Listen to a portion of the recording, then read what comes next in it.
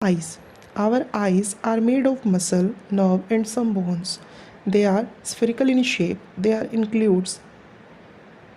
enclosed and protected by bony socket. The front of the eye has a transparent area called cornea. हमारी आई जो है वो muscle से, nerve से और कुछ हड्डियों से मिलकर बनी हुई है। और ये जो आई है ये बंद है, इसके साथ साथ ये बोनी सॉकेट मतलब एक बोन से बने हुए सॉकेट से कवर भी है जो हमें बचा कर रखता है। और इसके फ्रंट में एक ट्रांसपेरेंट ग्लास है जिसका नाम कॉर्निया है। Eyelid and eyelashes also protect our eye from dirt and dust particles. जो पलकें हैं ये हमें बचा कर रखती है डस्ट पार्टिकल से। The coloured part of the eye is the centre of the iris. There is a small hole called the pupil. The pupil is an opening in the iris. हमारी आँख में जो कलर्ड पार्ट है काला होता है, कईयों का ग्रीन, कईयों का ब्लू होता है। तो ये जो कलर्ड वाला हिस्सा है ये इरिस कहलाता है और इसके बीच में जो छेद है वो प्यूपिल कहलाता है। और प्यूपिल इसका एंट्रिंग पॉइंट है, मतलब जितना प्यूपिल खुलेगा उतनी ही रोशनी अंदर जाएगी और जितना बंद होगा उतनी ही कम रोशनी अंदर जाएगी। Directly behind the pupil is the lens. Pupil के ठीक पीछे एक लेंस है। The lens receive light that passes through the cornea. The lens focusing the light on to the retina and the picture is formed on the screen. अब जैसे बाहर की रोशनी आँख के लेंस से होते हुए रेटिना पर गिरती है तब हमें ऑब्जेक्ट दिखता है। The eyes is joined to the brain with the help of optic nerves. Optic nerve carry the message to the brain. The brain interprets the message and we see the object. और जैसे ही वो image बनती है तो जो आँख की nerve है, ऑप्टिक नर्व, वो नर्व ब्रेन को मैसेज देती है और ब्रेन उसके ऊपर एक्शन करके हमें ये समझाते हैं कि ये क्या ऑब्जेक्ट है और फिर हम उस ऑब्जेक्ट को देख पाते हैं। The year.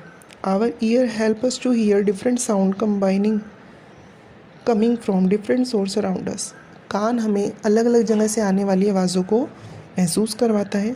The sound travel in the form of wave. Our ear collect these sound waves. It received the sound and send a message to the brain.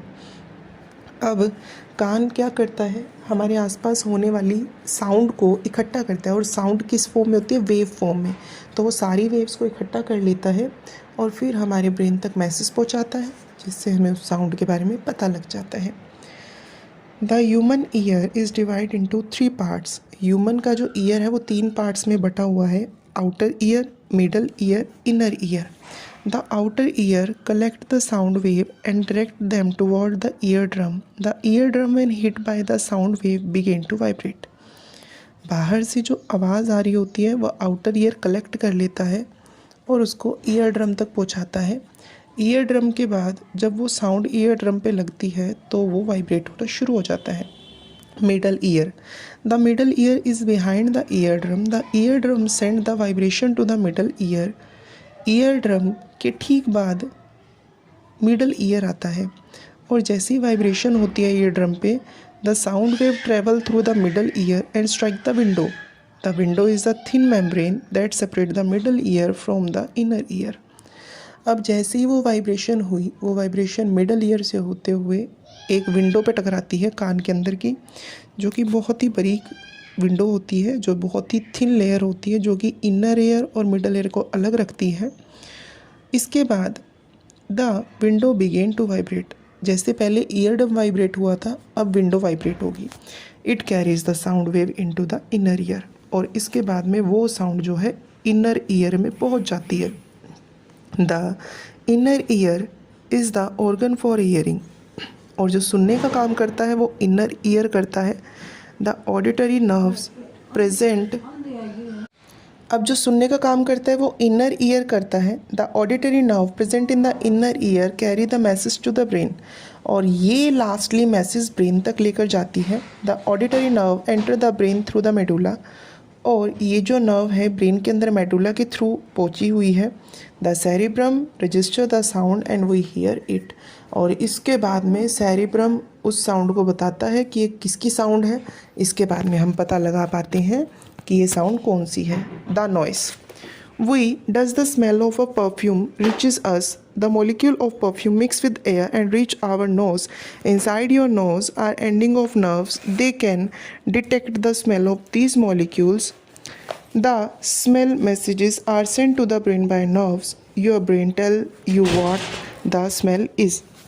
हमारे पास मान लीजिए एक परफ्यूम है और हमने परफ्यूम लगाया है, तो उस परफ्यूम की जो खुशबू है वो हमारी एयर के अंदर मिक्स हो गई है, एयर के पार्टिकल्स के साथ मिक्स हो गई है।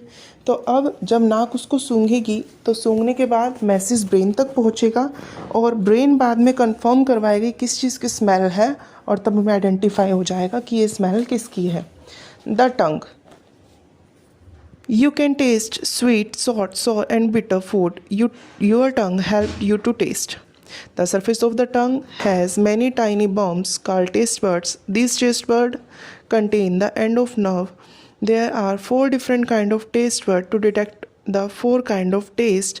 The taste messages are sent to the brain through nerves. अब यहाँ भी यही हुआ, हमारी जीभ पर टेस्ट बर्ड्स होते हैं।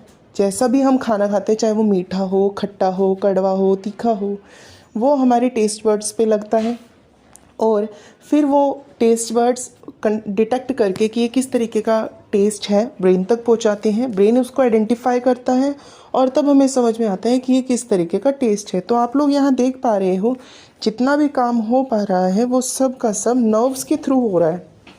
चाहे आप स्मेल कर रहे हो, चाहे आप सुन रहे हो, चाहे आप टेस्ट कर रहे हो, जो भी चीज़ हो रही है सब हमारे नर्व्स के थ्रू ब्रेन तक पहुंचती है और ब्रेन आइडेंटिफाई करवा के हमें बताता है। Last, the skin. Your skin cover your body, it protects the inside of your body from dirt, germs and from getting hurt. The skin also contain many ending of nerves. These are sensitive to pain, pressure, touch, heat and cold. That is why your skin act like a sense organ. अब आपकी शरीर पर कुछ भी अगर चोट लगती है या आपके शरीर में कुछ भी महसूस होता है, कुछ जर्म्स है, डर्ट्स है, ये सब जो बताने में हमें मदद करता है या जो प्रोटेक्ट करता है बॉडी तक ना पहुंचने के लिए, उसका नाम है स्किन। मतलब स्किन ही वो है जो हमारे इंटरनल पार्ट्स को बचा रही है।